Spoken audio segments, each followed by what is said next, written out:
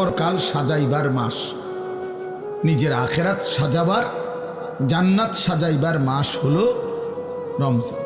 রমজানকে সামনে রেখে আল্লাহ পাক রব্বুল আলামিন ফেরেশতাদেরকে দিয়ে জান্নাত সাজিয়ে দেয়, নতুন করে জান্নাত সাজায় রমজানকে সামনে রেখে, জাহান্নামকে বন্ধ করে দেয় এবং সমস্ত শয়তান দুষ্ট জিনগুলোকে শেকলে বন্দী করে দেয়।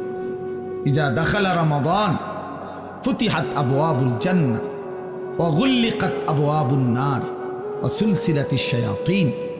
নবী সাল্লাল্লাহু আলাইহি সাল্লাম বলেন, যখনই রমজান আসে তখনই আল্লাহ পাক তার জান্নাতের সব দুয়ার খুলে দেন, জাহান্নামের দরজা বন্ধ করে দেন এবং শয়তানগুলোকে শেকলে বন্দী করে দেন। তার মানে বান্দা যেন শুধুই জান্নাতে যাইতে পারে আল্লাহ তাআলাই কুদরতিভাবে ব্যবস্থা করেন। এই জন্য রমজানে জান্নাতের ব্যবস্থা করতে পারে নাই, জাহান্নাম থেকে বাঁচার ব্যবস্থা করেন। রমজানেও শয়তানি শেষ হয় নাই, দুষ্টামি শেষ হয় নাই, আল্লাহর নাফরমানি ছাড়তে পারে নাই। আসলে এটা শয়তানের তুনো বড় শয়তান, কারণ মেন শয়তান তো বন্দি, মেন শয়তান তো শেকলে বন্দি।